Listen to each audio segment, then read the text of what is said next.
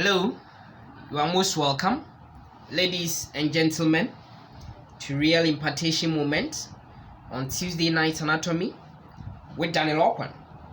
Today's section, I want to quickly run through muscles that we have in the anterior compartment of the arm. And they are those muscles I've tagged the BBC muscles. And so, without much ado, let's set the ball rolling. So there we are now.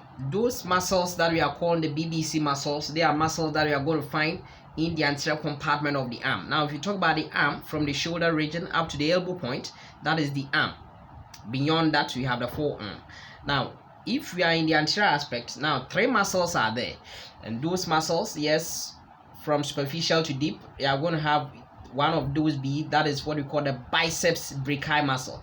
Biceps brachii. Now, anytime we talk about biceps, then it means it's having 2 heads, and for that matter, 2 origins.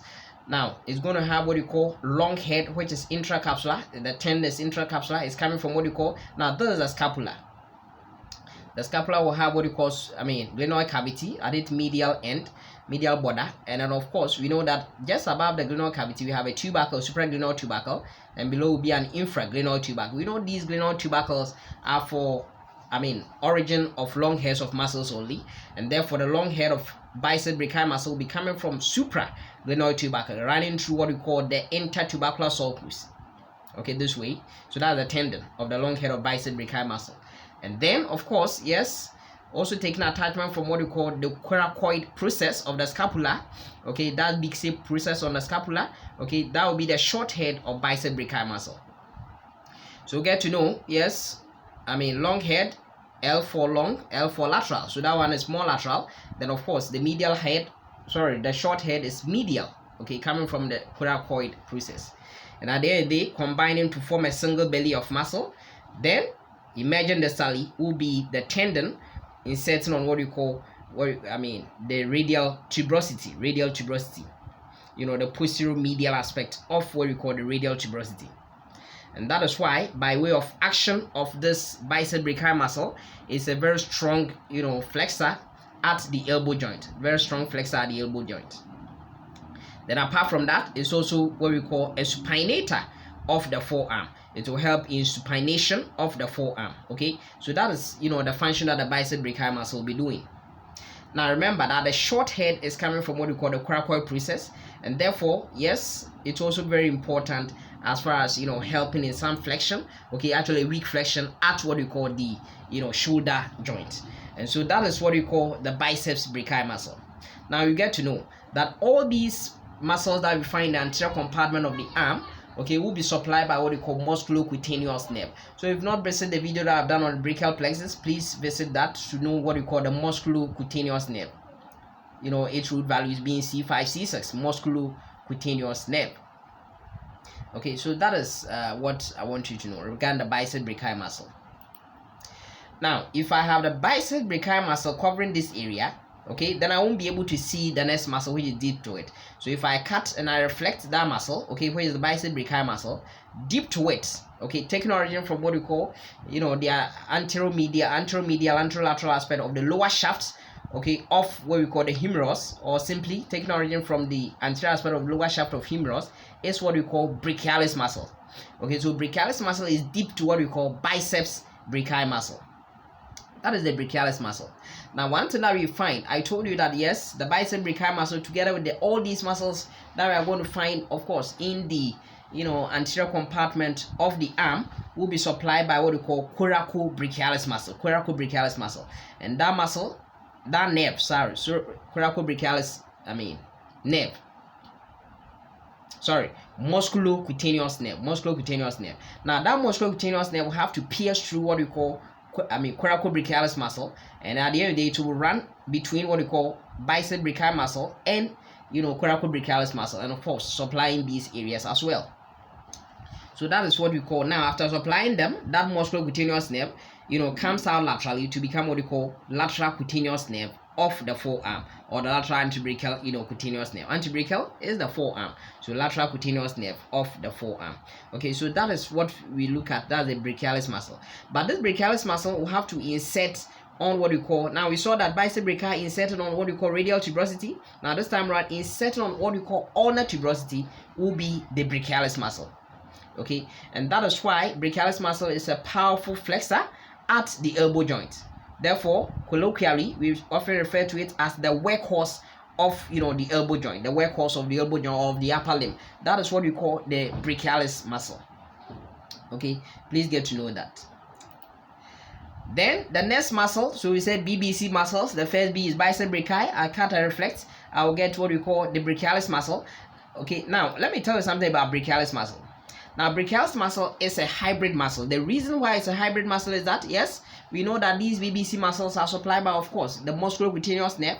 But one thing that we find about brachialis muscle is that, yes, it's medial to teres portion. So most of the fibers of brachialis muscle, medial to teres, is supplied by indeed musculocutaneous nerve. Then the lateral 1/3 is supplied by, of course, the radial nerve. So get to know, lateral 1/3 of brachialis muscle is supplied by, of course, radial nerve, making it a hybrid, muscle. So there we are. That is the next third muscle that we find, okay, in the anterior compartment of the forearm. Of the arm is what we call coracobrachialis. So the name tells you coracobrachialis muscle. So taking origin from, of course, the coracoid process, and of course inserting on the middle aspect of what we call the medial, shaft of what we call the humerus. Okay, actually opposite to where the deltoid muscle is set. Now deltoid muscle will be, there's deltoid tuberosity over here, and that's where the deltoid muscle is set. That's laterally. Okay, but inserted on the medial aspect, which is opposite to the insertion point of deltoid muscle, will be, of course, the insertion point for what we call coracobrachialis muscle. And of course, this coracobrachialis muscle, yes, is also going to be supplied. I told that coracobrachialis muscle will be pierced by, of course, what we call musculocutaneous nerve. Now, actually, in quadrupleds or in animals which use both limbs in walking, both the fore and hind limbs in walking, this coracobrachialis muscle is quite developed in there. Okay, now because of that, they have what we call two hairs. Now over here we are going to see two hairs. Okay, but I will tell you that, yes, in some people you have remnants of the third hair, so it means it could be 2 or 3 hairs. Now over here it's supposed to have been 2 hairs, but in human beings you don't tend to see it. But where where musculocutaneous nerve pierces, it's able to help us know that, yes, we are going to have 2 what we call hairs. Okay, that is one thing. So coracobrachialis muscle is pierced by musculocutaneous nerve, supplying it, and then from there it also supplies what we call the biceps brachii muscle and, of course, brachialis muscle. Okay, so that is one thing.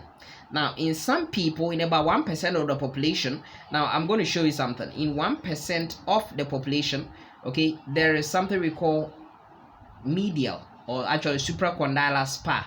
Okay, supracondylar spar or supracondylar process. Okay, now you know that, yes, there's the trochlea, and therefore, yes, we know that just above these trochlea and the capitulum, they are actually what we call modified condyles of the humerus. So this trochlea, just above it, I'm going to have medial epicondyle, because this trochlea is the medial condyle, medial modified condyle. Okay, so this is medial condyle. Then just moving superiorly, we are going to have medial supracondylar ridge. Now emerging from medial supracondylar ridge is what we call supracondylar spar or process, or it can also call supratrochlear process. Okay, now taking attachment over here, okay, as well as, of course, the medial epicondyle is what we call Struthers ligament.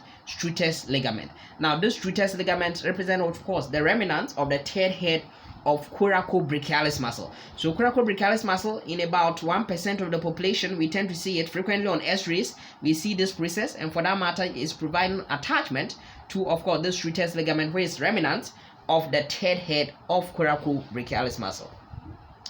Now, if there is this, yes, usually present no problem, but sometimes the medial 2 content of what we call the cubital fossa, yes, I've done the cubital fossa, medial 2 content, the mnemonic MBBR, the M, okay, that's what we call the median nerve, okay, from medial to lateral, as well as brachial artery, could be compressed, okay, they will find that they could be entrapped in here, and that's what we call, going to lead to what we call Struthers syndrome.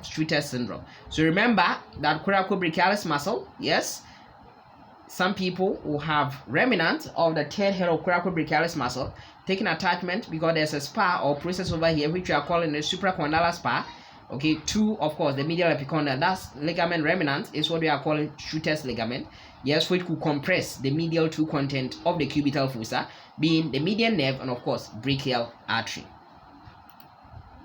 So what have we done? We said that in the anterior compartment of the arm, there are 3 muscles over there. Now, these 3 muscles, yes, they are what you call the biceps brachii muscle. Biceps having 2 hairs.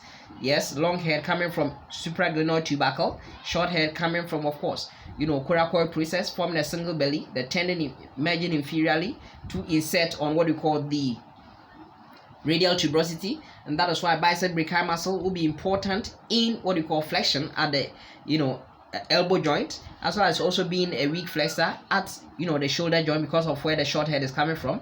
Then of course it's also going to be a powerful supinator, so augmenting the function of the supinator muscle. Then when I cut and reflect this, yes, I'll get what you call taking origin from the lower shaft of the anterior aspect of the humerus and inserting on the ulnar tuberosity is what we call brachialis muscle.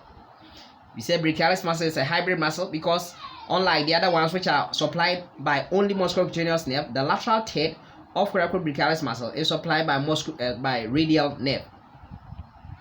Then we said that this one is even more powerful as far as flexion at the elbow joint is concerned. Okay, flexion at the elbow joint is concerned. Therefore, calling it the workhorse of the arm of the upper limb.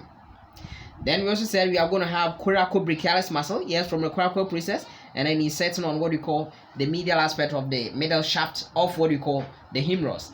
And that is why upon contraction, this coracobrachialis muscle will help in what we call adduction. So we're pulling it this way, you're pulling the insertion point. So for adduction, bringing the arm closer to the midline of the body. And apart from that, it's also going to be a weak flexor because of where it is originating from the coracoid process, a weak flexor at what we call the shoulder joint. So these are the muscles, the BBC muscles of the anterior compartment of the arm. I hope you find it helpful, and then we are going to look at that of posterior compartment of the forearm in our next video. Thank you very much, and may God richly bless you.